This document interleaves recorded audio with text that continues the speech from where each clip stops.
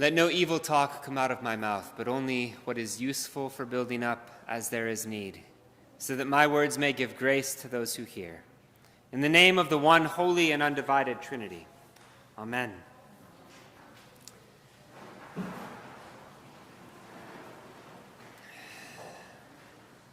I saw an exchange on social media the day of Jana's ordination to the priesthood back in August that made me step back and take stock of this space that we call our home.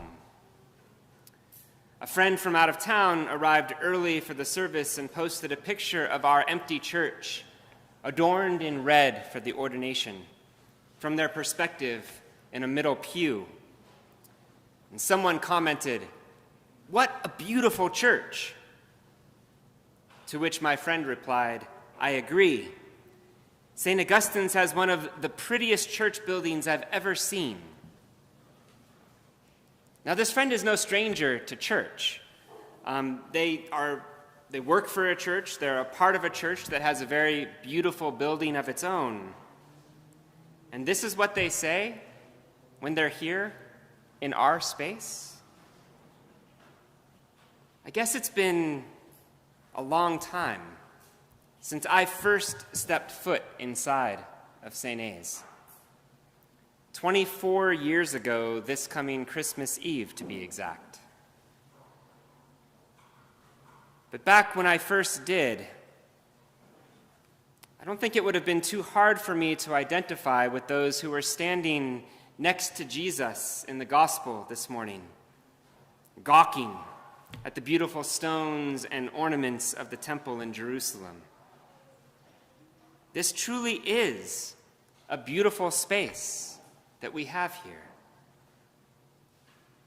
You know, it's not really an uncommon experience to react this way to what strikes us as elegant or grandiose. It's what some small town folks feel in the big city, or what an evangelical young adult might feel when they encounter church architecture that values artistry and beauty. Whoa, this is where real life happens. This place is way more important than where I come from. And devout people like myself are especially prone to these sentiments. Surely, this is the kind of place where God chooses to dwell. Do you see these great buildings? Not one stone will be left here upon another. All will be thrown down. Why do we think Jesus responds this way to the understandable, wide-eyed awe and wonder of his small-town disciples? Is he just pouring cold water on the pilgrimage party? Or is it perhaps merely a foreshadowing of the literal destruction of the temple in 70 AD and the subsequent diaspora and hardship faced by the Jewish people? I wonder what else it might mean. Is there something deeper happening in this scene, which appears not only in the Gospel of Mark we heard this morning, but almost word for word in both Matthew and Luke as well? Could it be that, yes, the temple stones will literally be thrown down, but so that something else might be built? Could it be that Jesus is pointing to a time when God will be thought to dwell not just in one temple, on the one Mount Zion, but in every place where 2 or 3 are gathered? This idea is found elsewhere in the New Testament, in the letters of Ephesians and 1 Peter. Members of the church are called living stones, built together spiritually into a dwelling place for God, a dwelling that is spread throughout the whole earth and not just in one especially sacred location. Have you ever thought of yourself as a living stone, being built up together with the members of your community as an outpost of God's dwelling place on earth? Did you know that this is how God has chosen to redeem the world? Not through grand displays of wealth and architectural wonder, but through disseminating God's Spirit among the members of a living temple who embody God's healing and saving love through their life together as the church in every place. After Jana's ordination service, as the bishop was gathering her garment bag and crozier case to leave, she said to me in her office, "You know, I really love worshiping here with you." She said, "If I wasn't bishop, I would choose to be a part of St. Augustine's." Again, I was taken aback. Really? There are some pretty amazing churches throughout the diocese, and she's prayed and sang and celebrated in all of them. And this is what she says after worshiping with us. Now, I know for a fact that she doesn't just say this to all the vicars. I want to believe that our bishop feels how she feels after being with us, because our life together has the aroma of God's Spirit flowing through a living temple.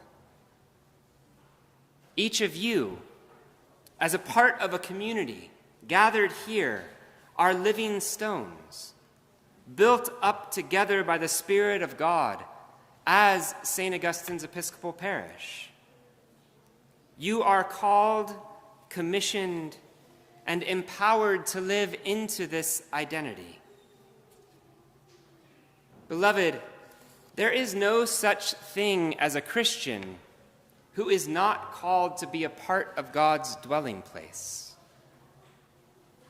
This is how God has chosen to redeem the world, by you and by me being living stones. We are each called